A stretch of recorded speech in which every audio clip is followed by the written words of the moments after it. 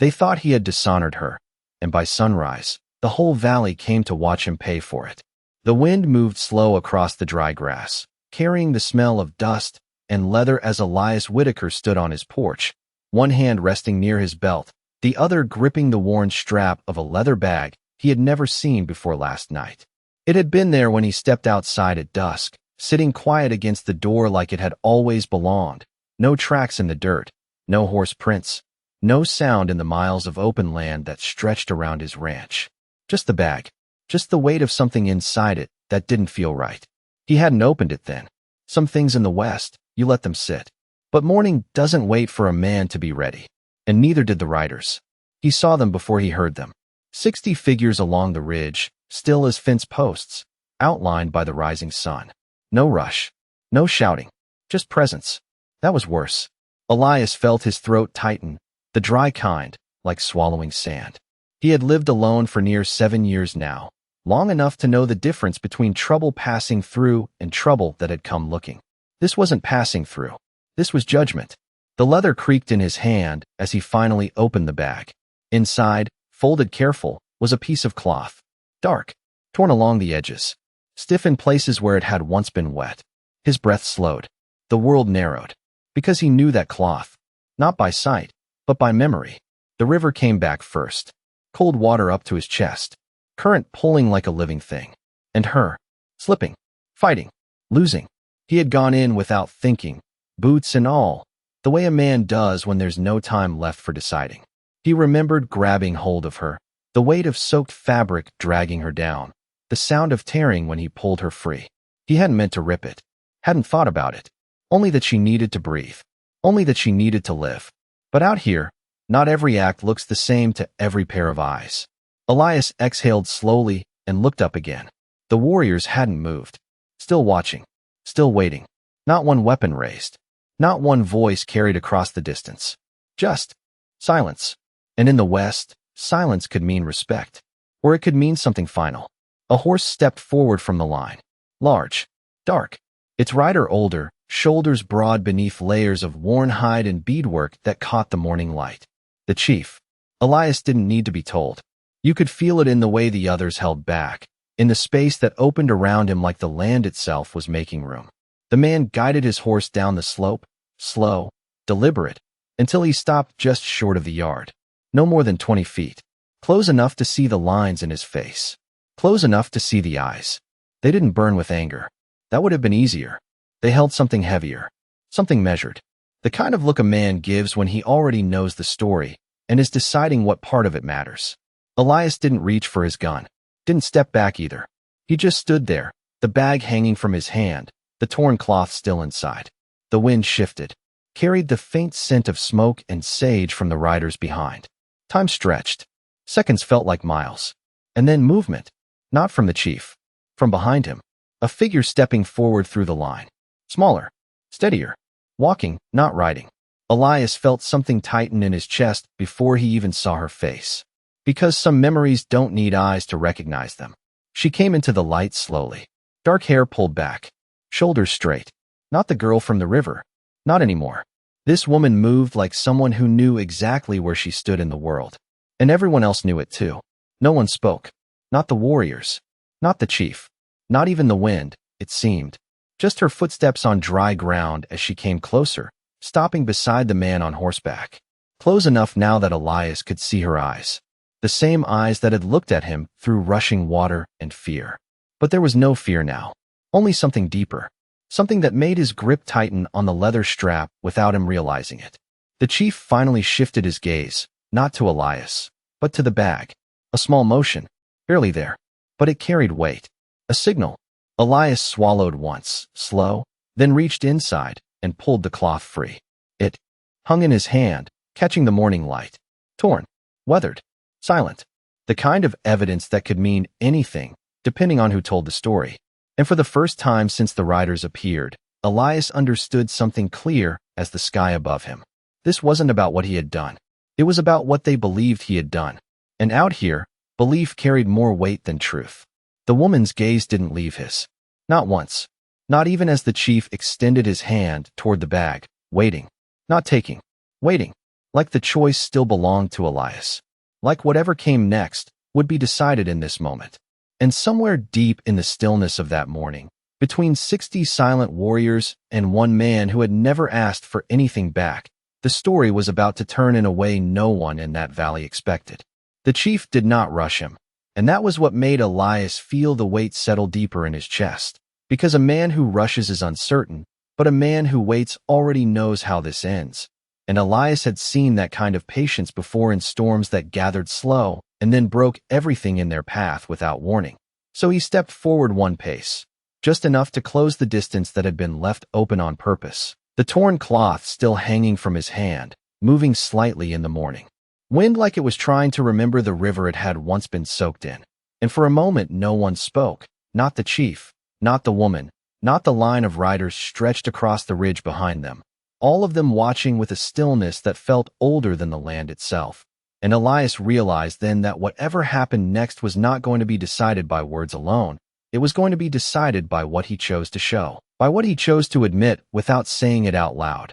So he reached into the leather bag again and turned it over slowly, letting the rest of its contents fall into his palm. And there was something else there beneath the torn fabric, something smaller, something heavier than it looked, a piece of turquoise wrapped in thin silver wire, worn smooth at the edges like it had been carried for years, and the moment it caught the light, the air seemed to shift, not in sound, not in movement, but in something deeper, something that passed through the warriors like a quiet understanding, and Elias saw it in the way their shoulders changed, not lowering, not rising, just settling into something more certain, and he did not need to ask what the stone meant, because he had seen things like it before, not exactly the same, but close enough to recognize that it was not just an object. It was a marker, a memory, something that carried weight beyond its size. And he looked up again at the woman standing beside the chief, her eyes fixed on the stone now instead of him. And there was something in that look that was not anger, not accusation, something steadier, something that held time inside it. And Elias felt the past come back again, clearer this time, sharper, the sound of water crashing against rock, the way her hand had gripped his arm when the current tried to take her under, the way she had struggled not against him but against the force pulling her away, and the way her voice had tried to form words he could not understand. Not then, not in that moment when breath mattered more than language.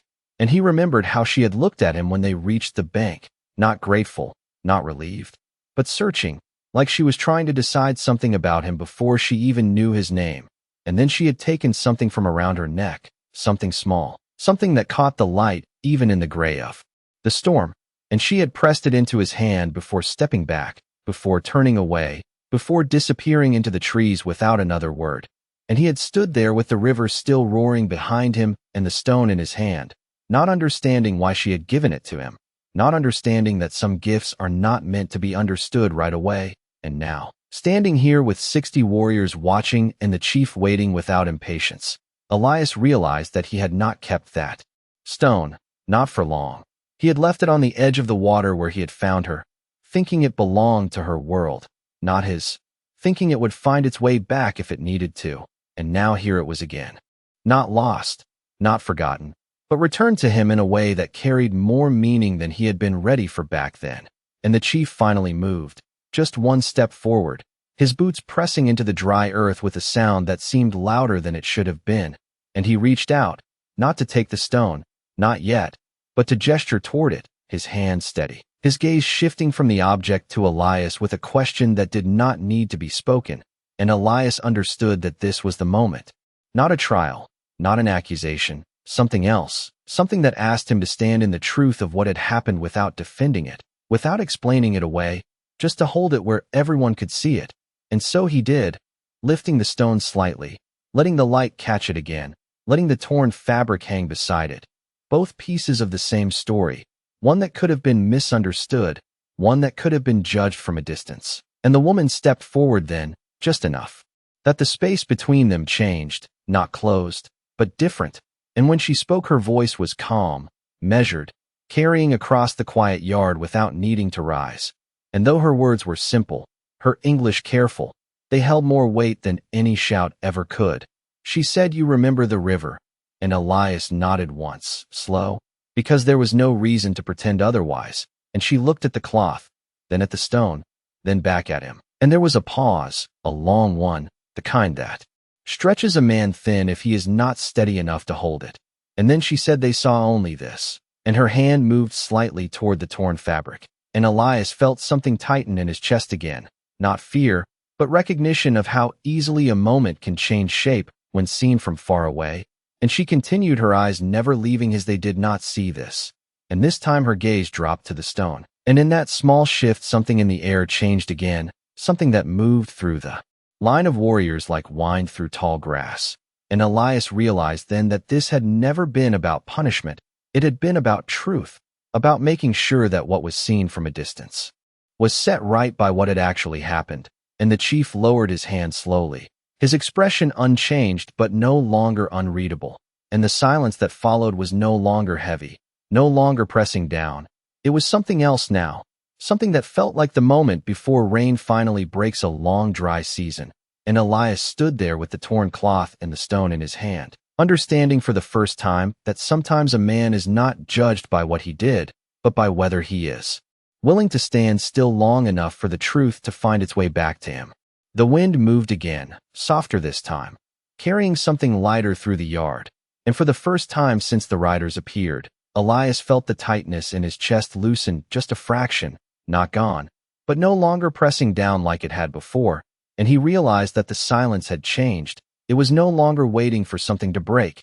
It was waiting for something to be understood, and that was a different kind of weight entirely. The kind a man could stand under if he kept his footing steady. So he lowered the torn cloth slightly, not hiding it, just letting it rest beside the stone in his hand, as if both belonged together now, not as evidence, but as parts of the same truth. And the woman, Ayanna, stepped one pace closer, her boots quiet against the dry ground, her presence calm in a way that did not ask for attention but held it anyway. And when she spoke again, her voice carried something new, not distance, not judgment, but memory. She said, "When the river took me, I thought it would not give me back." And Elias did not interrupt, did not nod this time. He just listened, because some words are not meant to be answered, only heard. And she continued, "You did not ask who I was. You did not wait for permission. You saw a life, and you chose it." And the way she said it made it sound simple, but everyone there knew it was not, because choice is never simple when it costs something. And out here, helping the wrong person could cost a man everything he had built, everything he had kept safe by staying alone. And Elias felt the years of that choice settle behind him, the quiet days, the empty nights, the way the town had kept its distance from him even before this morning. And he realized that maybe he had been standing alone for longer than he had thought, not just in miles, but in the way people saw him, or did not see him at all.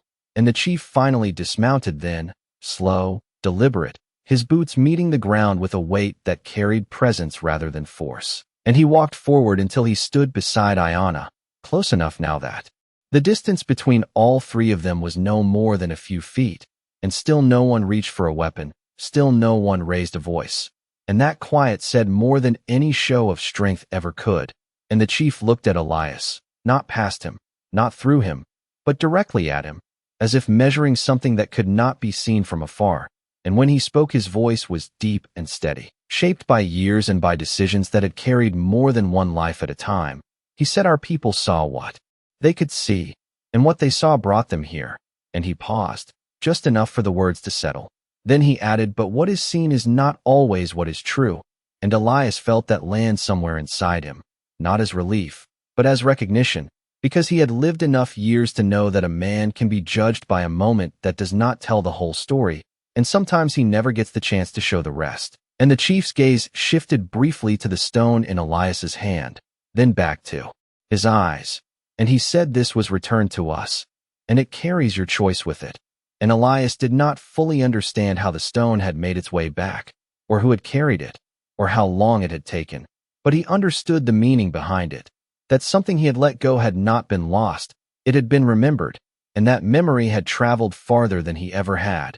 And Ayanna reached out then, not to take the stone, but to touch it lightly with her fingers, just for a moment. And when she did, the gesture felt like a bridge between two times, the river and now, the past and this morning. And she looked at Elias again, and said you left it behind. And there was no accusation in her voice, only a quiet question, and Elias answered the only way he could, by telling the truth plain.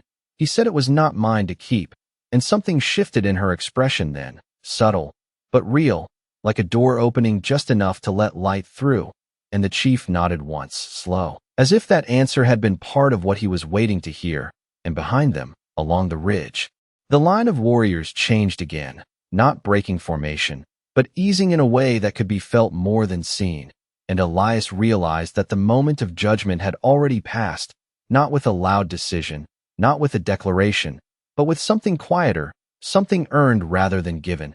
And the chief reached out then and finally took the stone from Elias's hand, not pulling it away, but receiving it, as if completing something that had started long before this morning, and he held it for a second, then placed it back into the leather bag, folding the torn cloth over it with care, not hiding it, but honoring it.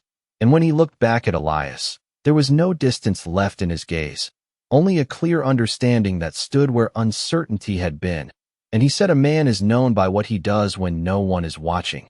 And today we came because we thought we had seen everything, but now we see more. And Elias stood there in the quiet that followed, feeling the weight of those words settle into something steady inside him, something that did not need to be spoken out loud to be understood. And as the sun climbed higher and the shadows shifted across the dry ground, the valley seemed to breathe again, slow and deep, like it had been holding that moment along with them. And if you have stayed with this story this far, if you felt the silence and the weight of that choice, leave a comment and let me know what you would have done. And do not forget to like this video so this story can travel as far as that stone once did. The chief did not step back after speaking, and that was when Elias understood the moment was not over.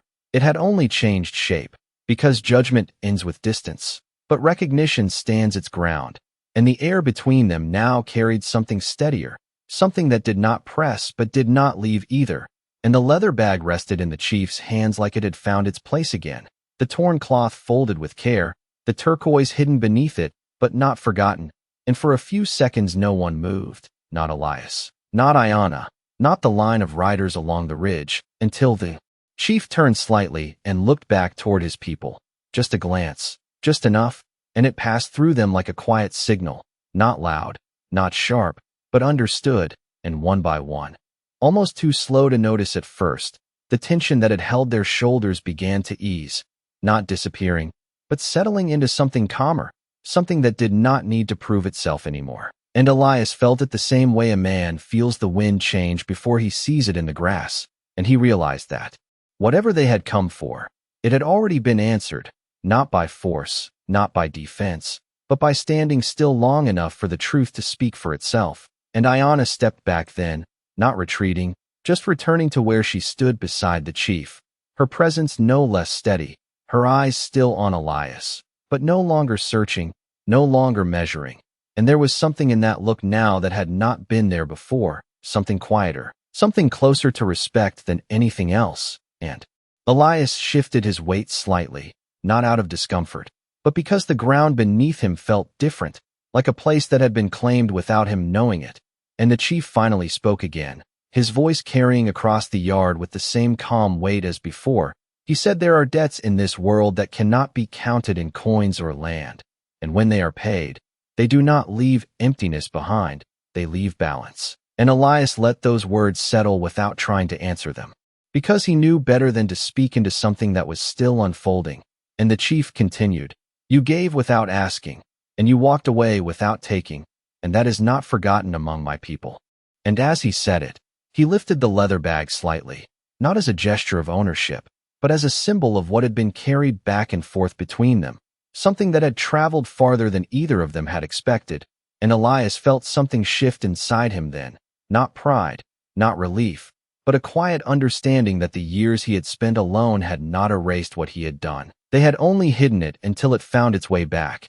And the chief turned his head once more toward the ridge.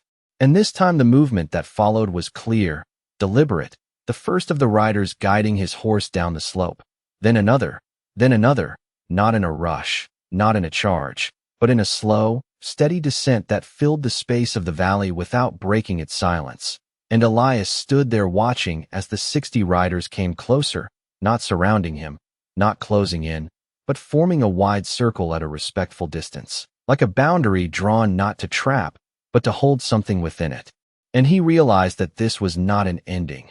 It was a moment being marked, something meant to be seen, to be remembered, not just by him, but by everyone present, and the sound of hooves against dry earth was soft, measured, each step placed with care, as if even the horses understood the weight of the morning. And when they settled into place, the circle complete, the valley fell into a deeper quiet than before, the kind that does not come from absence, but from presence fully realized. And the chief took one step forward, then another, until he stood just a few feet from Elias, close enough that there was no distance left to bridge, and he extended the leather bag back toward him, not as a return, not as something being given back, but as something being shared.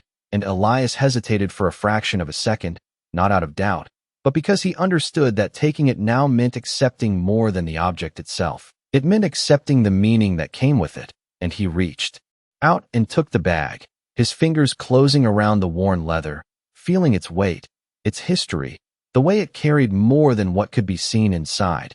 And when he looked up again, the chief nodded once, slow, deliberate, the kind of nod that ends one story and begins another without saying so. And Iana's gaze followed that movement, then returned to Elias. And there was something unspoken there, something that did not need words to be understood, and the circle of riders remained still, not as a threat, not as a warning, but as witnesses to a moment that would not be told the same way twice. And Elias stood in the center of it, the leather bag in his hands, the sun higher now, casting longer light across the land. And he realized that whatever he had been before this morning, whatever the town had thought of him, whatever he had told himself about being alone, it had shifted, not loudly, not dramatically, but in a way that would not turn back. And somewhere in the quiet space between the man he had been and the man standing here now, a new understanding took root, one that did not need approval, did not need recognition, only the steady knowledge that what a man chooses to do when no one is watching will always find its way back to him, one way or another. The circle did not break right away, and that was what stayed with Elias the most, because men who come to settle a matter usually leave as soon as it is done, but these riders remained, not out of hesitation, not out of doubt, but as if the moment itself deserved time to breathe before it was allowed to pass. And Elias stood there with the leather bag in his hands, feeling its weight settle into something more familiar, something that no longer felt like a question, but like an answer he had not known he was waiting for. And the sun had climbed higher now, warming the dry earth, casting long shadows that stretched from horse to horse across the yard, each one still, each one quiet. And it struck him then that this was not a gathering of force, it was a gathering of witness, every man there carrying the same understanding back with him when he rode away, and that mattered more than any words that could have been spoken. And the chief turned slightly, his gaze moving across his people once more, and this time the signal was clearer, not in motion, but in intent. And one by one the riders began to shift, not breaking formation all at once, but easing their horses around, slow and deliberate, as if leaving a place that had been marked by something they would not disturb. And the sound of hooves returned, soft against the dirt, steady, measured, and Elias watched as the circle opened without collapsing, creating a path that led back toward the ridge, toward the open land beyond. And yet not a single rider rushed to take it. They moved with patience, with purpose, each one turning only when the space allowed it. And that patience told Elias more than anything else could have. It told him that what had happened here would not be forgotten when the dust settled. It would travel, just like the stone had, carried not by one man, but by many, each holding a piece of the story in the way they had seen it unfold. And Iana remained where she was for a moment longer, her eyes still on him, her posture steady, and there was something unspoken in the way she stood, something that did not belong to the past anymore, something that pointed forward instead. And Elias felt it before he understood it, the sense that this was not the last time their paths would cross, not because of obligation, not because of debt, but because something had been set in motion that neither of them would turn away from now. And she stepped forward once more, closing the distance by a single pace. And when she spoke, her voice was softer than before, not meant for the whole valley this time, only for him. She said you did not know who I was that day. And Elias shook his head once, slow, because that much was true. And she continued, you did not need to know. And there was a pause, a quiet one. But it carried weight, the kind that settles deep and stays there. And she added that is why it mattered. And Elias felt those words land somewhere inside him that had been empty for longer than he had realized. Not empty from loss, but from the absence of being seen. For what he had done rather than what he had been called. And he nodded once, not as an answer, but as an acknowledgment of something that did not need to be argued or explained. And the chief mounted his horse again, smooth, practiced, the movement of a man who had done the same thing 1,000 times and never rushed it once. And when he settled into the saddle, he looked down at Elias one last time, his expression unchanged, but no longer distant. And he said the land remembers more than men do, but sometimes men are given a chance to remember too. And with that he turned his horse toward the open path, guiding it forward at a steady pace. And the riders followed, not in a line, not in a rush, but in a quiet procession that carried the weight of the morning with them as they moved. And Elias stood there as they passed, one by one, each rider giving him a brief glance, not challenging, not questioning, just seeing him. And that was something he had not felt in a long time, not from the town, not from anyone. And as the last of them rode past and the sound of hooves began to fade into the distance, the valley slowly returned to its usual stillness, the kind that had once felt like isolation but now felt different, less empty, more settled, like a place that had been acknowledged rather than ignored. And Elias looked down at the leather bag in his hands again, running his fingers along the worn edges, feeling the texture of something that had traveled farther than he ever had. And he realized that it was not just a reminder of what had happened at the river. It was a marker of what had happened here this morning, a moment where silence had carried truth further than words ever could. And he turned slowly, stepping back onto the porch, the wood creaking softly beneath his boots, the familiar sound grounding him in the present. And for the first time in years, the ranch did not feel like a place he was hiding in. It felt like a place he was standing in. And as he opened the door and stepped inside, the light shifting behind him, he understood something simple and steady, something that did not need to be spoken out loud. To be real, that a man does not always choose the moment that changes him, but he always chooses how he stands when it arrives, and sometimes that is enough to change everything that comes after. The door closed behind him with a soft sound that seemed louder than it should have been, as if the walls of the cabin had been listening all along and were only now allowed to settle back into place. And Elias stood there for a moment without moving, the leather bag still in his hand, the quiet inside the room different from the quiet outside, smaller, closer, but not as empty as it had been the night before. And he set the bag down on the rough wooden table near the window where the light fell in a narrow line across its worn surface, dust drifting slow through the beam like time itself had slowed to watch what he would do next. And for a long moment he did nothing, just stood there, listening to the absence of hoofbeats, the absence of voices, the absence of everything that had filled the morning. And it was strange, because that silence did not feel like loneliness anymore. It felt like something had been left behind, something that stayed even after the riders had gone. And he reached out and opened the bag again, slower this time, not out of caution, but out of respect, like a man handling something that had proven its weight.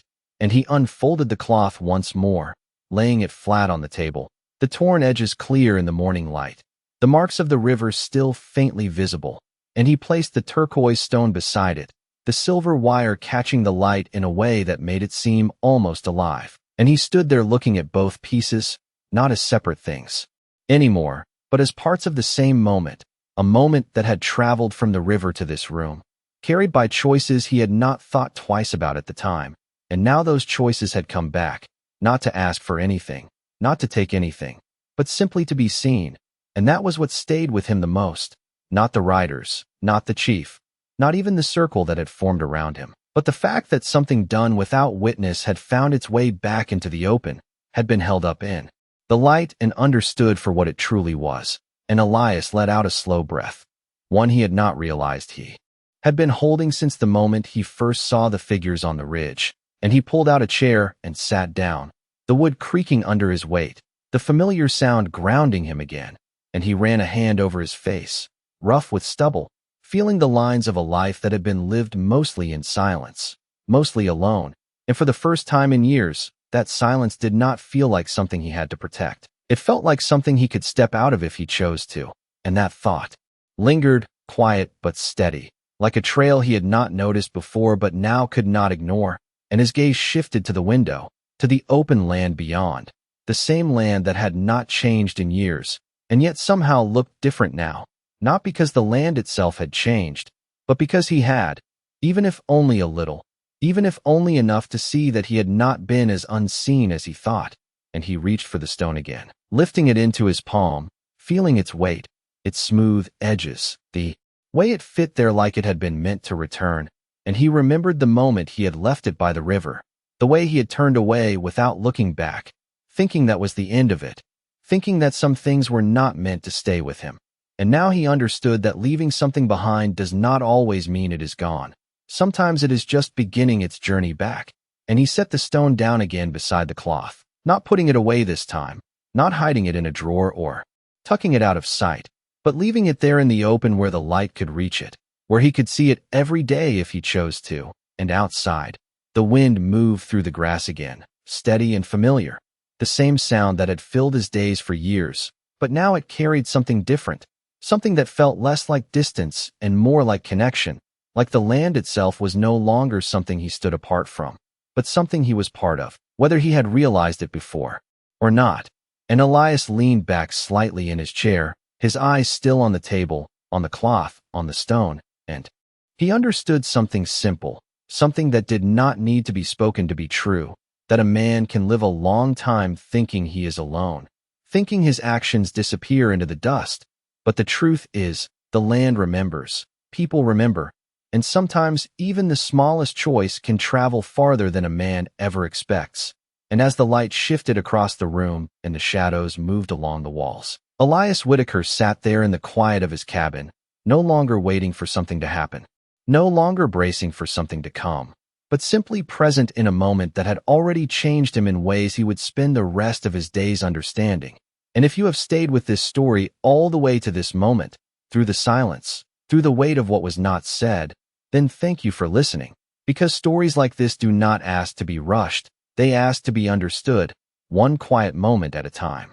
The afternoon came slowly, stretching long across the land like it had nowhere else to be, and Elias remained seated by the table long after the light had shifted from pale morning gold to something warmer, heavier, the kind that settled deep into the wood and the walls and the bones of a place that had seen too many quiet days pass, without change.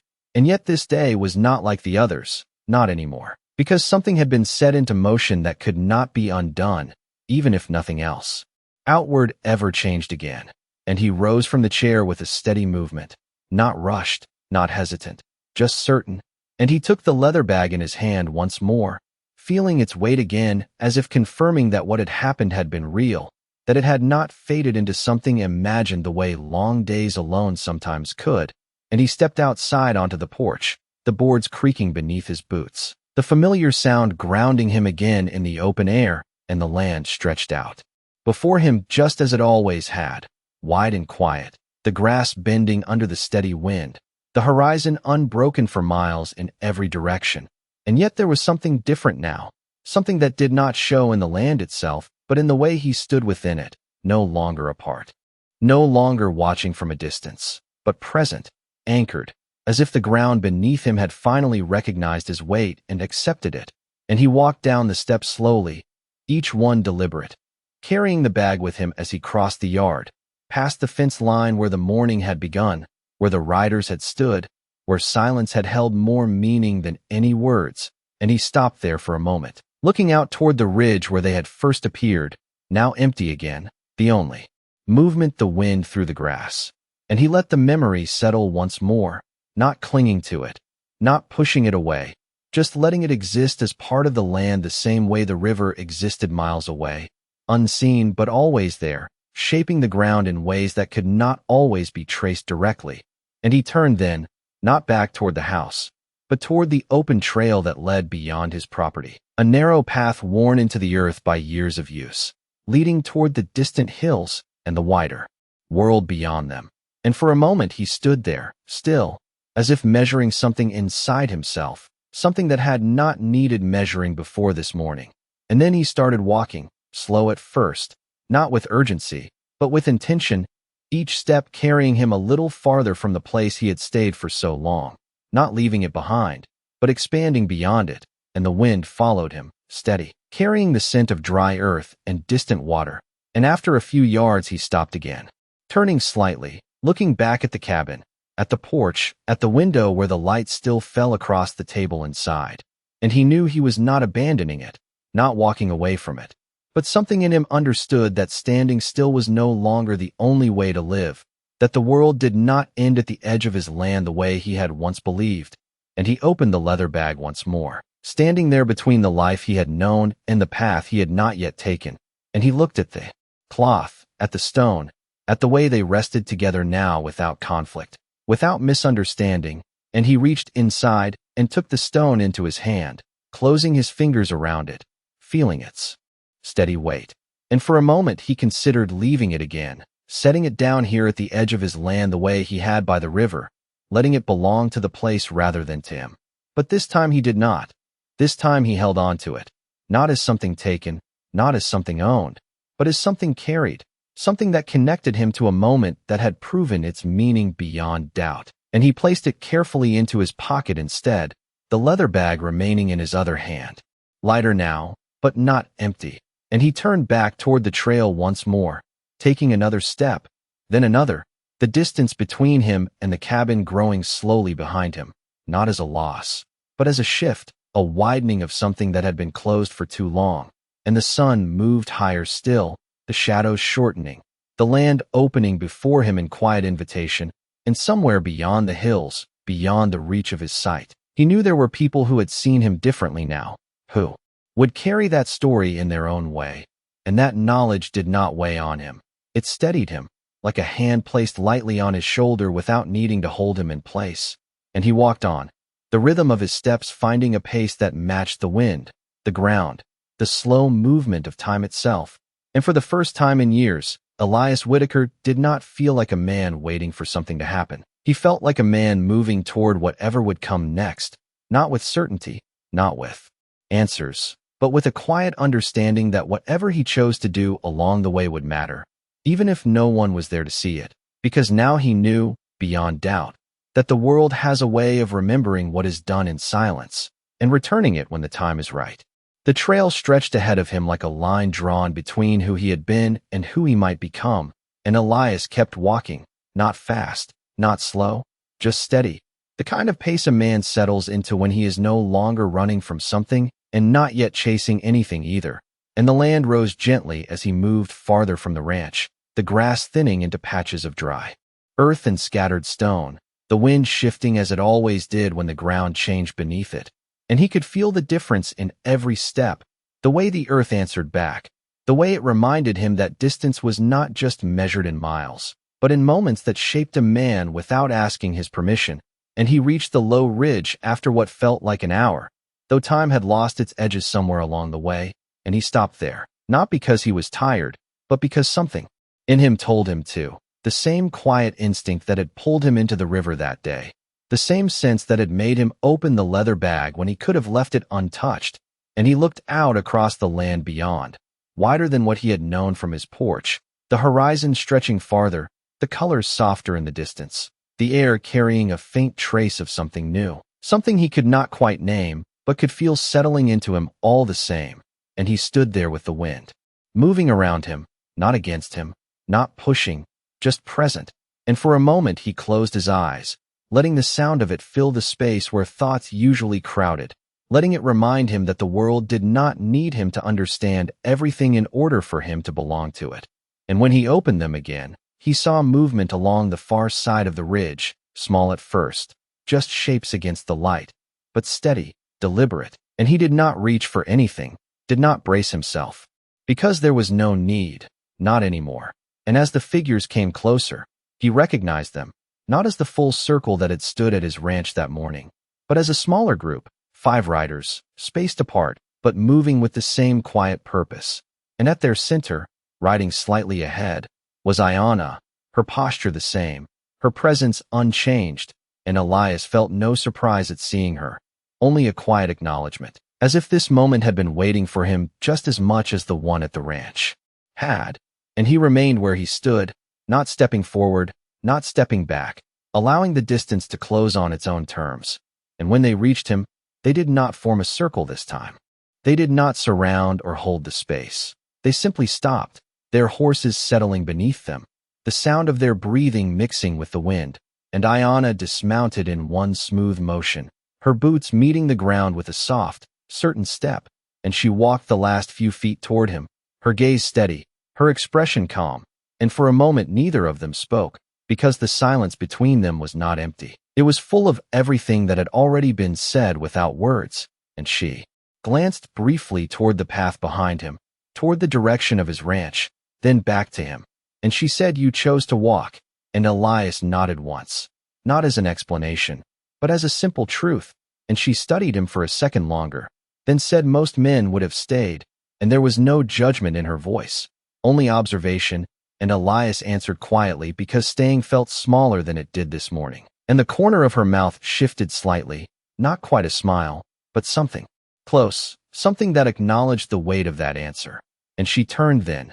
gesturing lightly toward the land beyond the ridge, and said, "There is more to see than what a man is given at first," and Elias followed her gaze, the horizon opening wider in that direction, and he understood that she was not just speaking about the land, not just about distance, but about something else, something that had begun the moment he chose to step forward instead of turning away, and he reached into his pocket then, pulling out the turquoise stone, holding it in his palm once more, and she looked at it, her eyes softening in a way that carried memory, and he said, "I thought it belonged to you," and she shook her head slightly, her voice quiet but certain when she replied, "It belongs to the moment you chose," and Elias let that settle, feeling its truth without needing to question it, and he closed his fingers around the stone again, not to hide it, but to hold it with intention, and the riders behind her remained still, not watching with tension, but with quiet attention, as if they understood that this conversation was not just between two people, but between two ways of seeing the world, and Ayanna took one step back, giving him space again, and said, "The trail does not end here," and the way she said it made it clear that she was not telling him where to go, she was reminding him that he had a choice, one that extended beyond this ridge, beyond this moment, beyond anything he had known before, and Elias looked once more at the land ahead, then back at her, and for the first time since he had left the ranch, he felt something settle into place, not as an answer, but as a direction, quiet, steady, enough to move forward with, and without another word, he turned slightly, stepping onto the path that led beyond the ridge, not leaving anything behind this time, but carrying it with him, the weight of the stone, the memory of the morning, the understanding that had found him when he stood still long enough to let it, and as he walked, the wind followed, not behind him, not ahead of him, but beside him, as if the land itself had decided that this time, he was not walking alone. The path narrowed as it dipped beyond the ridge, winding through low brush and scattered stone, and Elias followed it without needing to look down, his steps finding their rhythm as if they had been waiting for this trail all along, and behind him the presence of the riders remained, not pressing forward, not fading away, simply there, a quiet reminder that some distances are shared even when walked apart, and the wind shifted again, carrying the faint scent of water from somewhere ahead, not strong, not immediate, but enough to change the air, enough to signal that the land beyond held something different from the dry stretch he had known for so long, and Elias felt that difference settle into him with each step, not as a surprise, but as something he had always expected without knowing why. And after a while the sound came too, soft at first, a low movement beneath the wind, steady, patient, the kind of sound that does not call attention to itself, but does not disappear either. And he knew it before he saw it. The river, not the same one from years ago, but another bend of the same world, another place where water shaped the land without asking permission, and he slowed as he approached it, not out of hesitation, but out of respect, the same quiet instinct guiding him again. And when the water came into view it moved wide and calm, the surface catching the afternoon light in slow ripples, the banks lined with smooth stones and patches of green that stood out against the dry earth beyond, and Elias stepped closer, stopping at the edge where the ground softened under his boots, and he looked down at the current, watching the way it moved, steady, unbroken, carrying everything forward without holding on to any of it. And for a moment he said nothing, did nothing, just stood there, the leather bag at his side, the stone in his pocket, the memory of another river layered over this one like a shadow that had finally found its place. And he reached down then, not into the water, but into his pocket, drawing the turquoise stone out once more, holding it in his palm where the light could find it. And he studied it again, the smooth edges, the worn silver, the quiet weight that had followed him from the ridge to this place. And he remembered the choice he had made before, leaving it behind, letting it belong to something beyond him. And he felt the difference now, not in the stone, but in himself, because this time he understood what it carried, not just a moment, not just a memory, but a connection that did not need to be returned in order to remain true. And he crouched slowly, lowering himself closer to the water, the sound of it filling the space around him, steady and unhurried. And he held the stone out over the surface for a second, not to drop it, not to let it go, but to feel the space between holding and releasing, the space where choice lives. And then he drew it back, closing his fingers around it again, because some things are not meant to be left behind twice. And he stood again, turning slightly as he did, and that was when he saw her reflection first, not in the distance, not on the path, but in the water itself, a shape beside his own, steady, unmoving. And when he lifted his gaze, Ayanna stood a few steps behind him, alone this time, the riders no longer with her, her presence quieter without them, but no, less certain. And Elias did not turn fully at first. He simply acknowledged it, the way a man acknowledges something he has been expecting without realizing it. And then he faced her, the river between them and the path behind. The moment held in the same quiet balance as before, and she stepped forward just enough that the light reached her face. And she said, "The water remembers too." And Elias glanced back at the current, then at the stone in his hand. And he said, "It carried me to that moment." And her gaze followed his, settling on the stone. And she replied, "It carried both of you." And there was something in the way she said it that made the past feel less like a single act and more like a crossing, something that had moved through both of them and left its mark in different ways. And Elias nodded once, slow, feeling that truth settle deeper than words. And the wind moved across the surface of the river, breaking the reflections into soft fragments that reformed just as quickly. And for a moment neither of them spoke, because there was nothing left to explain, only something left to understand. And Elias slipped the stone back into his pocket, not hiding it, but keeping it where it belonged now. And he looked at Ayanna again, not searching, not questioning, just present. And she held that gaze without hesitation, without distance. And the silence between them felt different now, not carrying tension, not carrying uncertainty, but carrying the quiet certainty of something that had already been decided by the choices they had made long before this moment arrived. And somewhere beyond the sound of the water, beyond the movement of the wind, the world continued as it always did. But here, at the edge of the river, something had settled into place, something that did not need to be named to be real. And Elias understood that the path ahead would not be marked by signs or directions, but by moments like this, moments where he would choose, not because he had to, but because he knew now that every choice, no matter how small, had a way of finding its way back, carrying its meaning with it, waiting for the right time to be seen. The river did not rush, and that was what made Elias stay longer than he intended, because fast water demands a man's attention, but slow water gives him space to think, and thinking was something he had avoided for years without ever admitting it.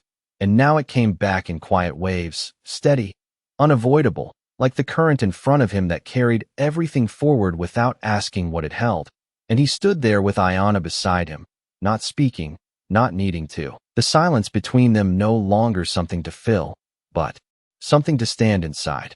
And after a while she stepped closer to the edge of the water, her boots stopping just short of where the ground turned soft, and she looked down at the reflection, not searching for herself, but for something beneath it, something that moved deeper than the surface. And she said, "When the river gives something back, it does not return it the same." And Elias heard the words the way he had learned to hear the wind, not just as sound, but as meaning carried through it. and he glanced at the stone in his pocket without taking it out, feeling its presence there, steady, unchanged in shape, but not in what it meant. And he answered quietly, "Neither did I." And Ayana nodded once, slow, as if that was the only answer that mattered, and the wind moved across the water again, breaking the reflection, then letting it settle, and the moment stretched, not empty, but full of something that did not need to be named. And Elias shifted his weight slightly, looking beyond the river now, toward the land on the other side. Greener, less worn, the grass thicker, the ground softer in the distance, and he realized that he had never crossed here before, never had reason to, never had cause to leave the boundaries he had drawn around his life.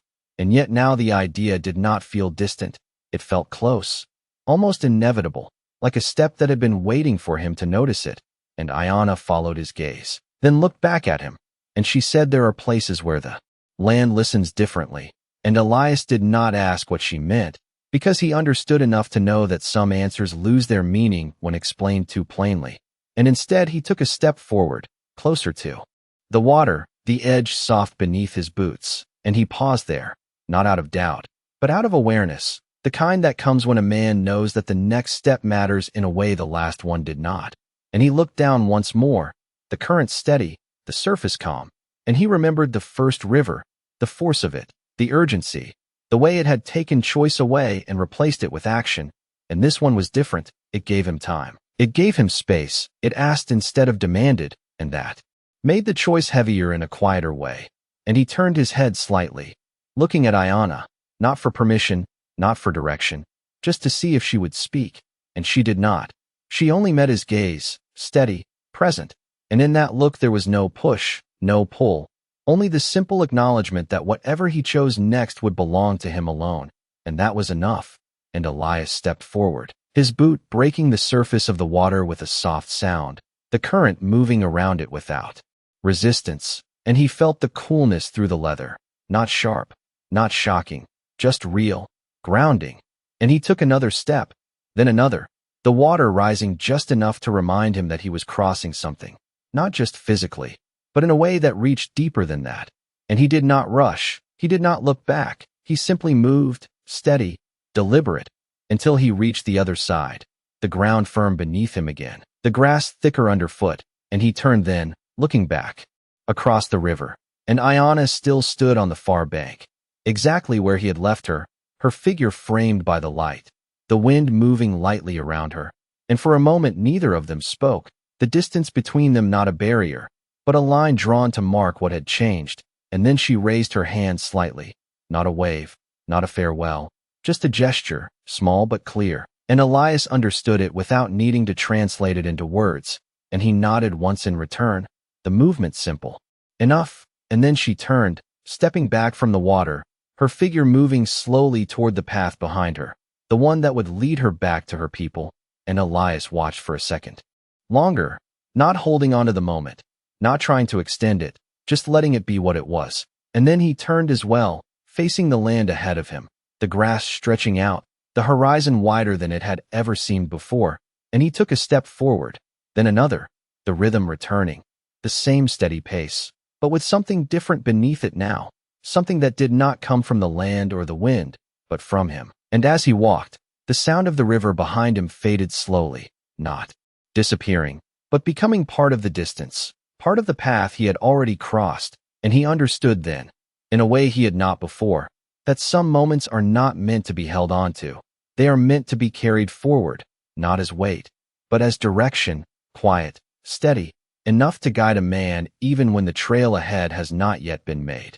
The land on the far side of the river did not announce itself with anything grand, no sudden rise, no sharp change, only a quiet difference that revealed itself the longer Elias walked, the grass brushing higher against his boots, the soil holding his steps with a softer give, the air carrying a faint trace of moisture that lingered even as the sun leaned toward the late afternoon. And he moved through it with the same steady rhythm he had found earlier, not rushing, not pausing, simply allowing each step to settle before the next one came.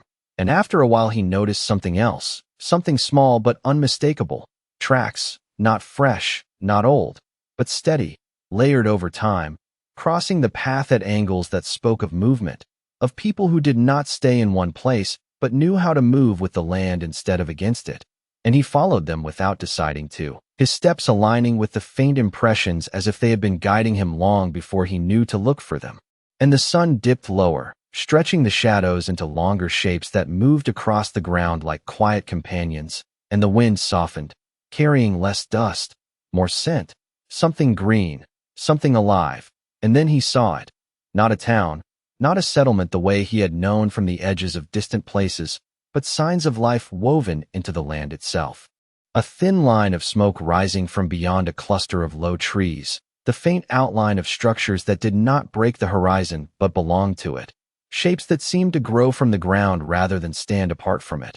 And Elias slowed, not out of caution, but out of respect, the same instinct returning, the same quiet understanding that some places ask a man to arrive differently than others. And he stopped just short of the tree line, standing there as the light shifted through the leaves, casting patterns that moved gently across the ground.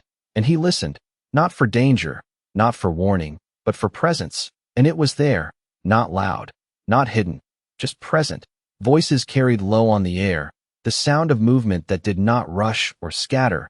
And he waited, not calling out, not stepping forward, just allowing the moment to unfold as it had all day.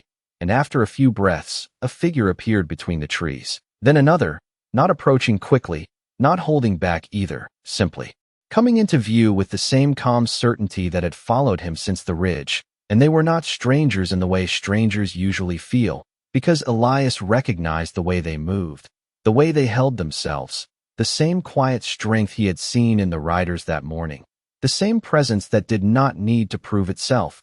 And they stopped a few steps away, leaving space between them, not as distance, but as acknowledgment. And for a moment no one spoke, the silence familiar now. Not heavy, not uncertain, just part of the way things were said here.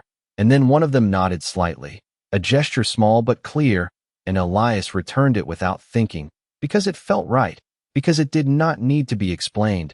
And another figure stepped forward then, older, not the chief he had seen before, but someone who carried a similar weight in the way he stood, and his gaze met Elias without hesitation, without question, simply seeing him. And he said, "You crossed," and Elias understood that it was not a question, not even a statement of fact, but a recognition of something that had already been decided. And he answered in the same quiet tone, "Yes," and the man nodded once, as if that was enough, as if no further explanation was needed.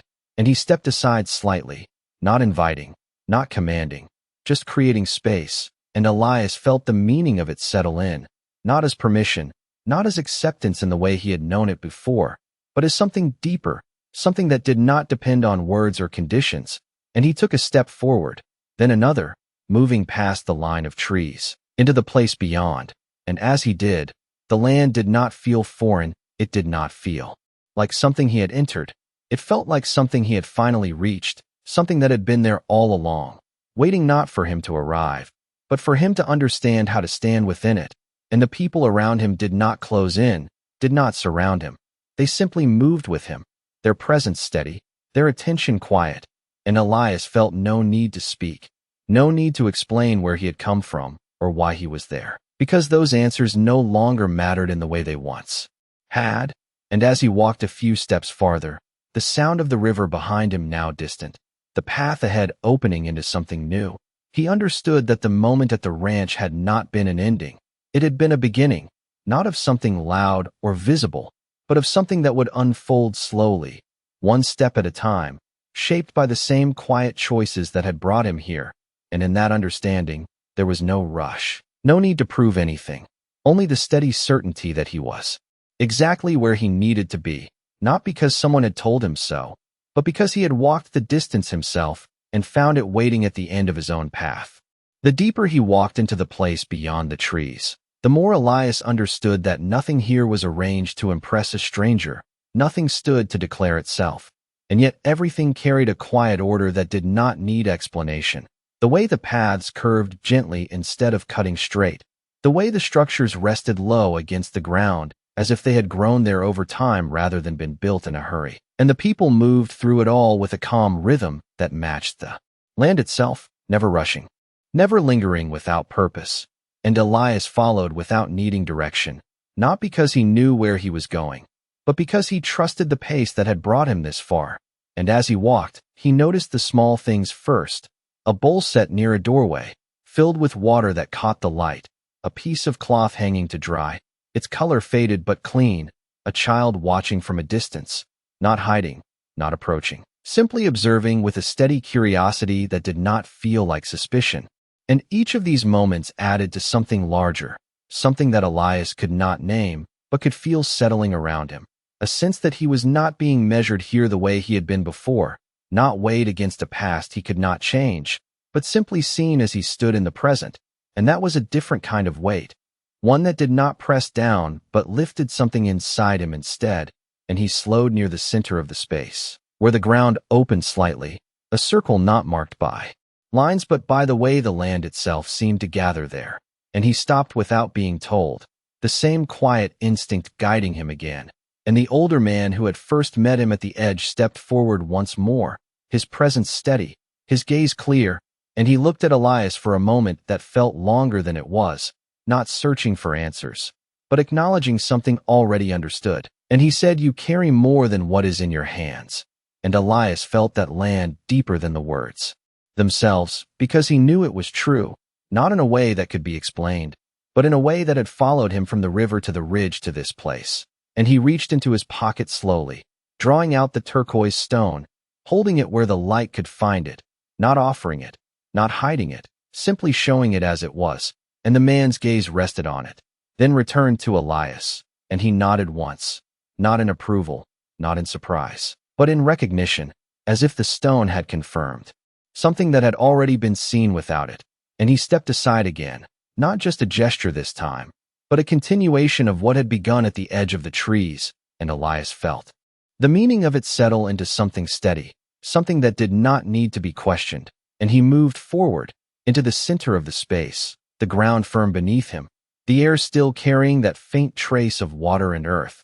And as he stood there, he realized that no one had asked his name, no one had asked where he had come from. And yet he did not feel unknown, he did not feel out of place. Because the things that usually defined a man had not been what brought him here. It had been something quieter, something that did not need words to travel. And he let his hand fall to his side again.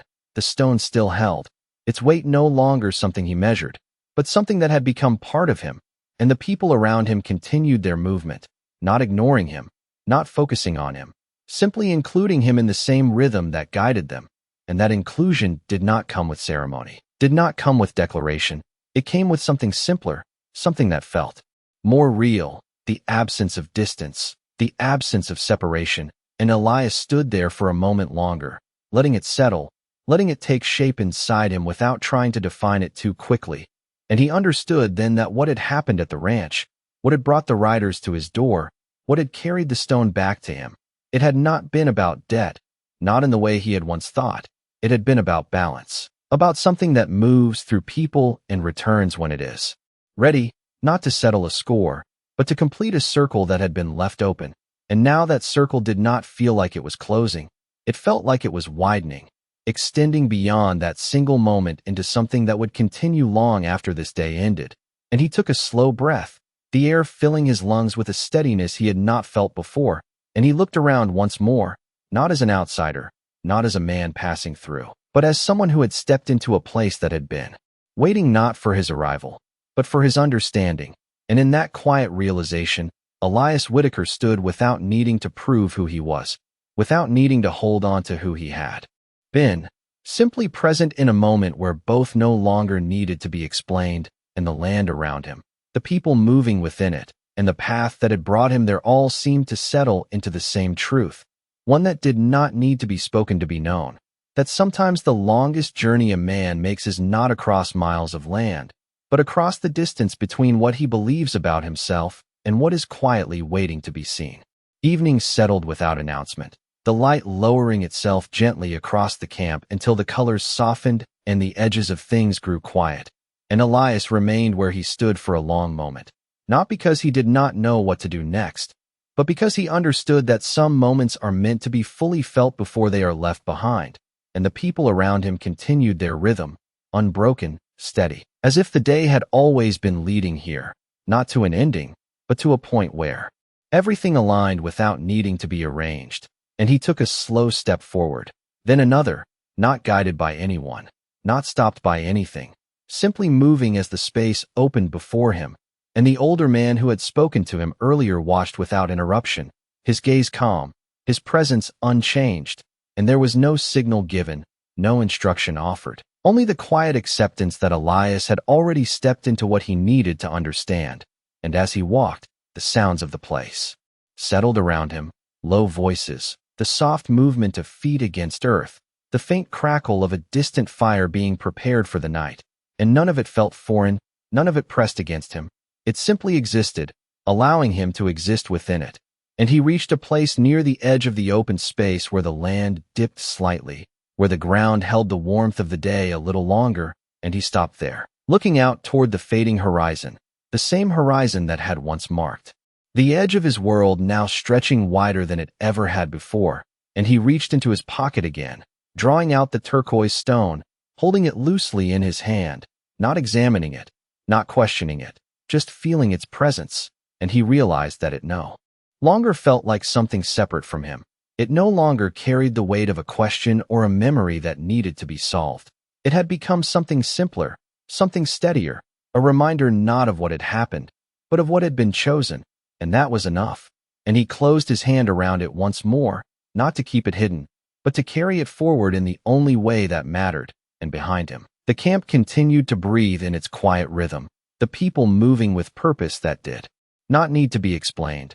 And for the first time since he had stepped into this place, Elias did not feel like he was arriving. He felt like he had already arrived, not at a destination, but at an understanding.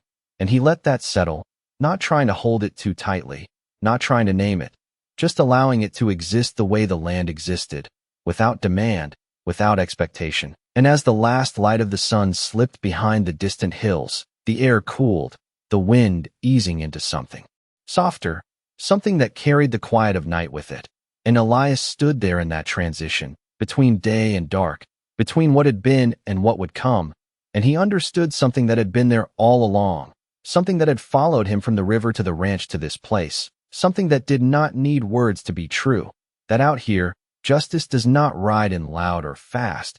It does not arrive with force or demand to be seen. It moves quietly, through choices, through moments, through the way a man stands when no one is watching. And it returns not to reward, not to punish, but to reveal, to show what was already there beneath the surface, waiting for its time. And Elias Whitaker stood with that understanding, not changed into something else, but revealed as something he had always been, a man who chose when it mattered, even when he did not know it would. And the land around him held that truth the same way it held the wind and the water and the paths that crossed it, without judgment, without memory fading. And in that stillness, in that quiet, there was no need for words, no need for anything more, because everything that needed to be known had already been seen. And as the first stars began to show faintly above, Elias remained there, steady, silent, no longer alone, not because others stood near him, but because he had stepped beyond the distance he once carried inside, and found something that had been waiting all along, patient as the land itself, ready to be recognized when the time was right. Thanks for watching this story. Subscribe to the channel for more heartfelt stories. Your support helps keep these stories alive. Tell me in the comments what you felt about this story and what kind of stories you want to see next. See you in the next story.